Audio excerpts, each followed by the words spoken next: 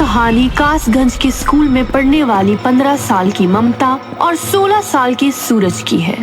ममता का स्वभाव बहुत ही चंचल था और वो पढ़ने में भी काफी अच्छी थी। वहीं दूसरी तरफ सूरज फुटबॉल और पढ़ाई में बहुत अच्छा था कि तभी एक दिन, सूरज सुनो ना, हमें कब तक एक दूसरे के बिना ऐसे अकेले अकेले रहना पड़ेगा? अरे पगली, हम अकेले कहाँ हैं? हम तो रोजाना एक दूसरे से मिलते हैं। मेरे कहने का मतलब कुछ और है। क्या क्या बोलो? मुझे अब पूरी जिंदगी तुम्हारे साथ रहना है। अपने घर रह के थक गई हूँ। क्या बात है, आज तो मुझ पर ज्यादा ही प्यार आ रहा है। मजाक मत करो। देखो ऐसा नहीं है, मैं भी तुम्हारे साथ रहना चाहता हूँ, लेकिन अभी हम 18 के भी नहीं है। हम नाबालिग हैं यार। ठीक है, लेकिन तुम्हें जल्दी इसके बारे में कुछ करना होगा। अच्छा ठीक है बाबा, अब गुस्सा थूक दो। इन बातों के बाद दोनों घूमते हैं और कुछ देर बाद अपने अपने घर चले जाते हैं कि तभी एक दिन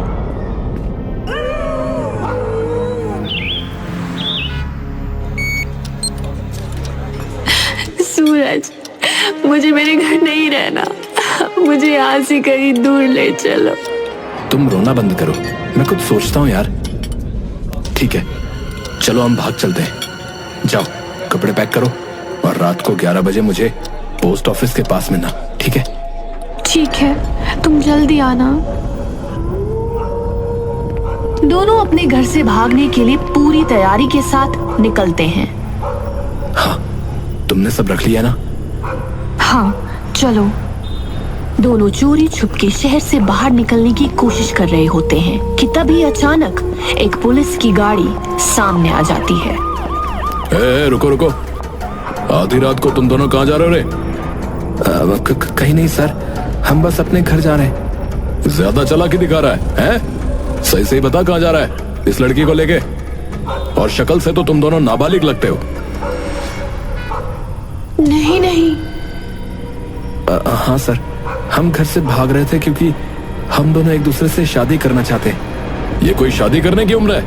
लगाऊं क्या एक? चलो बैठो गाड़ी में। नहीं नहीं, मुझे जेल नहीं जाना।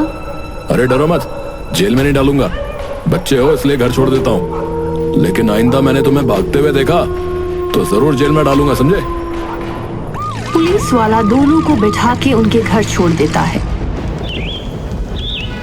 कुछ दिनों तक मामला शांत रहता है। दोनों के घर वालों ने उन्हें अलग कर दिया था, लेकिन चोरी से वे दोनों एक दूसरे से मिला करते थे। ऐसे मिलते मिलते उन्हें 5 साल हो गए। अब दोनों बड़े हो चुके हैं। दोनों एक दूसरे के प्यार में इतने पागल हैं कि कुछ भी कर सकते हैं। और अब सूरज मर्चेंट नेवी ऑफिसर भी है। सूरज अपनी छुट्टियों में ममता से मिलने आया। हेलो डार्लिंग, देखो मैं तुम्हारे लिए क्या लाया। क्या हुआ? तुमने कहा था जब हम बड़े हो जाएंगे तो एक दूसरे के साथ रहेंगे, लेकिन लगता है अब तुम मुझसे प्यार नहीं करते। ऐसे मत कहो, तुम बताओ मैं क्या करूं? मैं तुम्हारे लिए कुछ भी करूंगा। तो ठीक है, अपनी नौकरी छोड़ दो और चलो कहीं दूर भाग चलते हैं। ठीक है, लेकिन कुछ नहीं। अगर तुम आज रात सब छोड़ मेरे पास नहीं आए तो मेरा मरा हुआ मुंह देखोगे।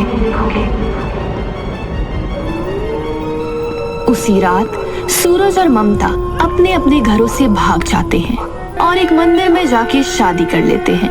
और अगले ही दिन खुशी खुशी दोनों सूरज के माँ बाप से मिलने जाते हैं। देखो माँ, मैंने शादी कर ली। मैं आपकी बहू को साथ लाया हूँ। लल्ला, तूने क्या किया लल्ला? अब हम समाज में तो मुंह दिखाने के लायक ही नहीं रहे। तेरे पापा तो शर्म से ही मर जाएंगे। तभी वहां सूरज के पापा आ जाते हैं और ममता उनके पैर छूने को आगे बढ़ती है। ये सब क्या हो रहा है? ये लड़की कौन है? पापा, हम दोनों ने शादी कर ली है। सूरज के पापा को ये सुनकर झटका लगता है और वो अपने सीने को पकड़ के कहते हैं, शादी कर ली? चले जा मेरी नजरों के सामने से। आज से तू हमारे लिए मर गया समझा, और हम तेरे लिए चल जा यहाँ से।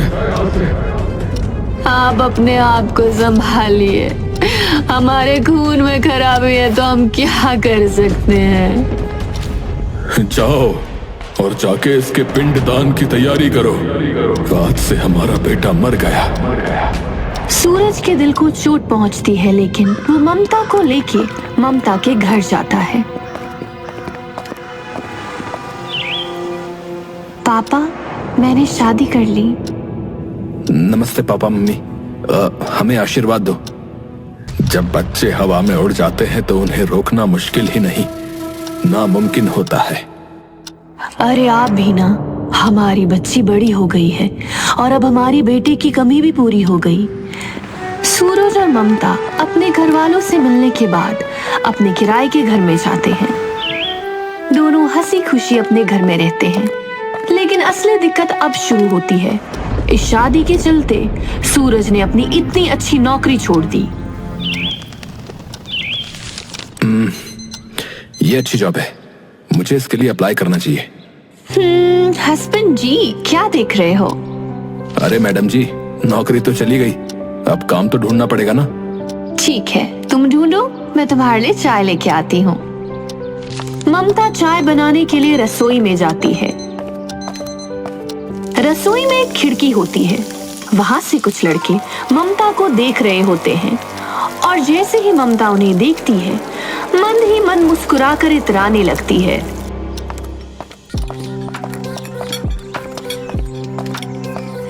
ये लो चाय। लाओ डार्लिंग, एक बार घर हो आऊं, मेरे ही माँ पापा हैं, कब तक गुस्सा रहेंगे।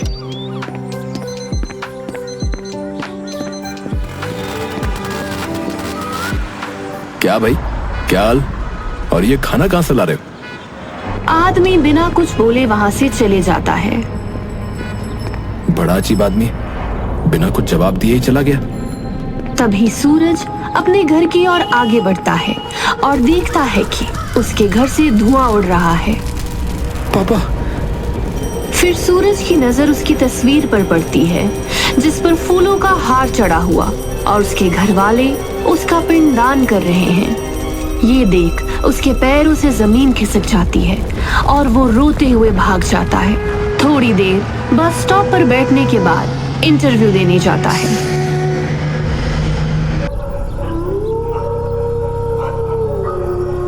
घर आते ही, इंटरव्यू कैसा गया? हाँ, अच्छा गया। कल से काम पर जाना है। क्या हुआ, कुछ बात है क्या? मेरे माँ पापा ने मुझे छोड़ दिया। मैंने इतनी बड़ी गलती की थी क्या? रो मत, मैं हूं ना। जैसे जैसे टाइम बीतता जाता है, चीजें ठीक होने लगती हैं और दोनों हंसी खुशी साथ रहते हैं। और 1 साल बाद उनके घर एक छोटी सी लड़की जन्म लेती है। मैं बहुत खुश हूँ, तुमने मुझे दुनिया की सबसे बड़ी खुशी दी है। देखो, ये बिल्कुल तुम्हारे ऊपर गई है। मैं इसके लिए कुछ भी करूंगा। दोनों मिलकर उनकी बेटी को पालते हैं और वो तीनों एक खुशहाल फैमिली की तरह जीते हैं कि तभी एक दिन सूरज का दूर का भाई घर आता है। अरे आओ भाई, यहाँ बैठो। इतने दिनों के बाद कोई अपना आया है। हाँ भाई, किसी को तो आना ही था। और बता, भाभी कहाँ है? वो गुड़िया के पास है। ममता।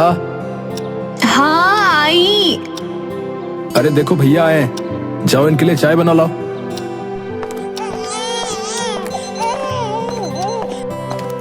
नमस्ते भाभी। नमस्ते, मैं अभी चाय लाती हूँ। और बताओ, आजकल क्या चल रहा है? कुछ नहीं भाई, कनाडा में एक बेकरी की शॉप पर काम मिला है, बस कुछ ही दिनों में वहां के लिए निकलना है। अच्छा, ये तो बहुत अच्छी बात है। अच्छा यार, क्या एक बात मैं पूछूं? हाँ हाँ बोल।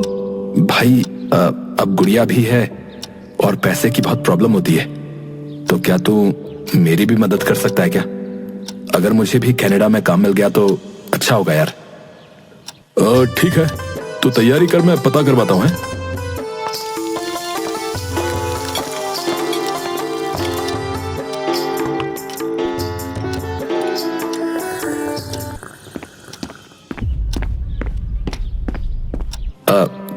मेरे पीछे से हमारे घर और हमारी गुड़िया को संभालोगी? मुश्किल है तुम्हारे बिना रहना, लेकिन काम है, जाना पड़ेगा। और तुम परेशान मत हो, मैं संभाल लूंगी।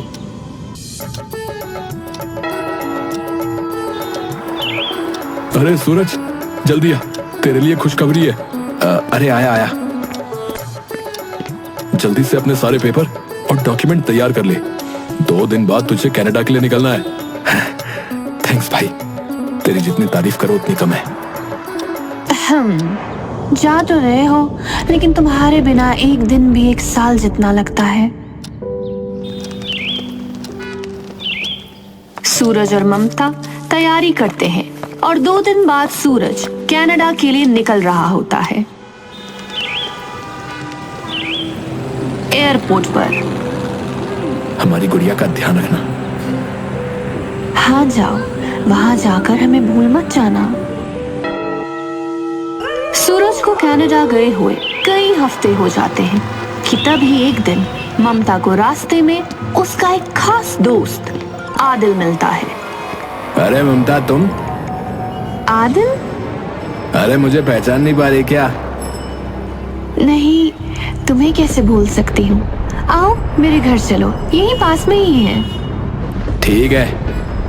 ममता आदिल को अपने घर ले जाती है, लेकिन आदिल को देख के साफ पता चल रहा था उसके इरादे ठीक नहीं हैं। ममता उसके बारे में सब जानते हुए भी उसे घर ले आई। तुम यहाँ बैठो, मैं तुम्हारे लिए कुछ खाने को लाती हूँ। ठीक है। ममता रसोई की जगह अपने कमरे में जाती है और तैयार होना शुरू कर देती है कि तभी वहां आदिल आ जाता है। तुमने तो मुझे डरा ही दिया। तो तुम रसोई की जगह यहाँ क्या कर रही हो? मैं वो नहीं, मेरी शादी हो गई और सूरज को पता चला तो वो मुझे कभी माफ नहीं करेगा। अरे उसे कैसे पता चलेगा? देखो मुझे पता है वो अभी कनाडा में है, और अपने चेहरे का रंग तो देखो कितना फीका हो गया है, एकदम बोरिंग। लेकिन कुछ नहीं। ये देखो, मैं तुम्हारे लिए एक खास चीज लाया हूँ। ये क्या है? अरे ड्रग्स है, ड्रग्स। तुम ये लो और एक अलग ही दुनिया में खो जाओ यार। ममता ड्रग्स को सूंघती है और अपना होश खो बैठती है, और उसके बाद आदिल और ममता हम बिस्तर हो जाते हैं।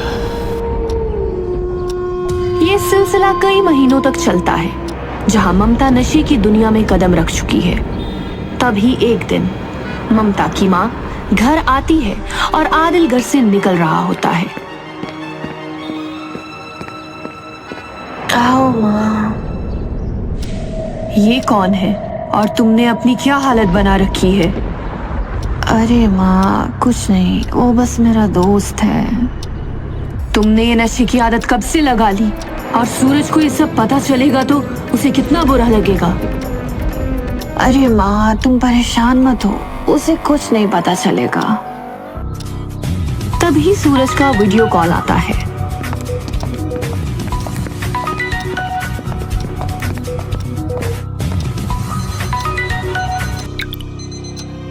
हेलो मम्मी जी। कैसे हो बेटा? आप हमारे घर हो? हाँ, ये लो, ममता से बात करो। कैसे हो हस्बैंड? मैं ठीक हूँ। तुम्हें क्या हुआ है? ममता की माँ ममता से फोन छीन लेती है। अरे कुछ नहीं, बस नींद नहीं हुई है। ठीक है, आप ध्यान रखो। ममता और उसकी माँ को नहीं पता होता है कि सूरज कल की फ्लाइट से वापस आ रहा है। अगली सुबह सूरज ममता को सरप्राइज देने आता है। ममता दरवाजा खोलती है। सरप्राइज? तुम? मेरा मतलब है तुम यहाँ कैसे? अरे मैंने सोचा मेरी बीवी मुझे देख के खुश होगी, गले लगाएगी, लेकिन तुम्हारे तो होश उड़े हुए।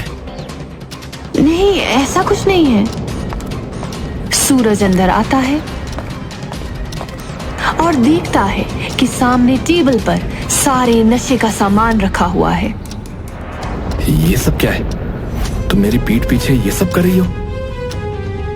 ये सब मेरे दोस्त का है।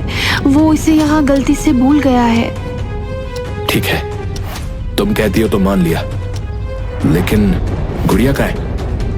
वो गुड़िया माँ के पास है। तुम फ्रेश हो जाओ, मैं कुछ खाने को बनाती हूँ। सूरज फ्रेश होने चला जाता है। ये सारी बातें उसके दिमाग में चल रही होती हैं और वो ममता पर भरोसा नहीं कर पा रहा था। मुझे मेरे प्रोजेक्ट के सिलसिले में थोड़ा काम है, मैं आता हूँ।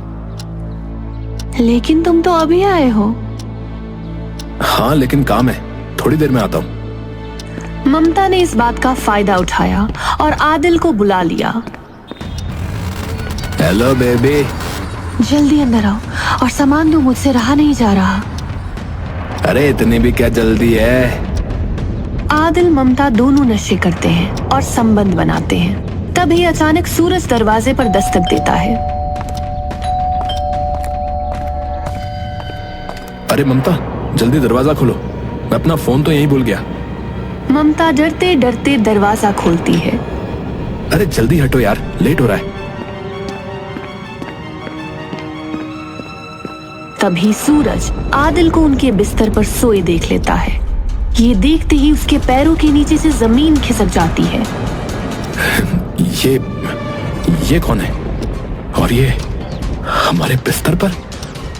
छी! मेरी बात सुनो, मैं तुम्हें समझाती हूँ। तुम मुझे क्या समझाओगी? मैंने तुमसे इतना प्यार किया और तुम्हारे लिए सब कुछ छोड़ भी दिया, और तुमने मेरे ही साथ धोखा किया। ए देख भाई, तू ठहरा परदेस, तो किसी को तो तेरी कमी पूरी करनी ही थी ना बे। ये बात सुनते ही सूरज और आदिल के बीच हाथापाई हो जाती है और आदिल मौका देख भाग निकलता है। उसके बाद देखो, मैं तुमसे इतना प्यार करता हूं, तुम्हारे बिना नहीं रह सकता, इसलिए मैं तुम्हें एक और मौका दूंगा, लेकिन तुम्हें नशा छोड़ना होगा। नहीं नहीं नहीं, मैं पागल हो जाऊंगी। अरे संभालो अपने आप को। इस घटना के बाद सूरज ने ममता को समझाने की बहुत कोशिश की, लेकिन ममता नशे की दुनिया में बहुत आगे निकल चुकी थी। वो चोरी छुपे जाकर आदिल से मिलती और उसके साथ नशे करती। सूरज ने उसे समझाने की बहुत कोशिश की, लेकिन वो नहीं मानी। तो आखिर में आकर सूरज ने ममता से तलाक लेने का फैसला किया। अरे अपने पति को तलाक लेने से रोक, क्योंकि अगर उसने तुझे तलाक दे दिया तो पैसे कहां से आएंगे? अरे मुझे भी अब उसके साथ नहीं रहना है। तलाक के बाद हम दोनों शादी कर लेंगे। आदिल इस बात से खुश नहीं था, लेकिन उसने कुछ नहीं कहा। एक दिन ममता, प्लीज तुम वापस आ जाओ, तुम जो बोलोगी वो करूंगा। अपनी बच्ची के लिए आ जाओ। नहीं, मुझे तुम्हारे साथ नहीं रहना। एक बार अपनी बच्ची की तरफ तो देखो। ममता सूरज की एक नहीं सुनती और आदिल के पास चली जाती है। मुझे लगता है हमें सूरज को ठिकाने लगाना पड़ेगा। ये जीते जीना तुम्हें जीने नहीं देगा। मुझे भी यही लगता है, और ड्रग्स भी नहीं लेने देता। लेकिन हम ये करेंगे कैसे? मेरे पास एक प्लान है, सुनो। ठीक है। अगले दिन ममता मेडिकल स्टोर जाती है और चूहे मारने की दवाई खरीदती है। बर्तन वाले से कसाई वाला चाकू लेती है और वहीं दूसरी ओर आदिल एक नीला ड्रम खरीदता है। सारी तैयारी हो गई? हाँ, आगे का काम तुम्हें पता है ना। हाँ, वो सब तुम मुझ पर छोड़ दो। ममता सूरज के पास जाती है और उसे मनाती है और उसके लिए खाना बनाती है। थैंक्स ममता। सूरज खाना बहुत चाव से खाता है, लेकिन बेचारा इस बात से अनजान था कि ममता ने उसके खाने में जहर मिला रखा है और आगे चल के उसके साथ क्या होने वाला है। सूरज ने दम तोड़ दिया था। वहीं दूसरी ओर ममता और आदिल ने एक नई वारदात को अंजाम देने की तैयारी कर रखी थी। क्या तुम तैयार हो? हाँ। ये लो चाकू और इसके शरीर के टुकड़े टुकड़े कर दो। ममता ने सूरज के जिस्म के टुकड़े टुकड़े कर दिए और ये करते वक्त ममता के हाथ भी नहीं कांपे। उसने एक पल को भी अपने प्यार और उस बच्ची के बारे में नहीं सोचा। सूरज के शरीर के टुकड़ों को आदिल ने उस नीले ड्रम में डाला और ऊपर से सीमेंट गोल के डाल दिया। उस कमरे में चारों ओर खून ही खून था। हाँ, जब प्यार किया तो डरना क्या। ममता सारे सबूत मिटाकर अपने आसपास के पड़ोसियों को जा जा के बताती है कि वो और सूरज कुछ दिनों के लिए घूमने जा रहे हैं। उसके बाद आदिल और ममता हिमाचल, कसोल और मनाली घूमने निकल जाते हैं। जब ये दोनों घूम के आते हैं तो ममता को अपनी गलती का एहसास होता है। पापा, मुझसे बहुत बड़ी गलती हो गई है। बेटा शांत हो जा, बता आखिर बात क्या है। वो बेटा बोल, घबरा मत। माँ, वो मुझसे सूरज का खून हो गया है।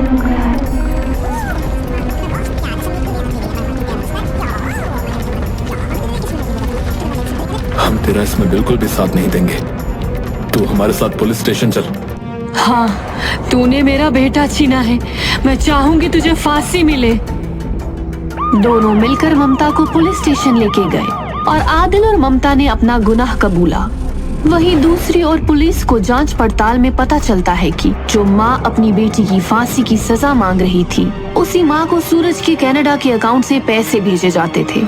अगर कोर्ट ने सूरज को समय पर तलाक दे दिया होता तो आज उस मासूम की जान नहीं जाती।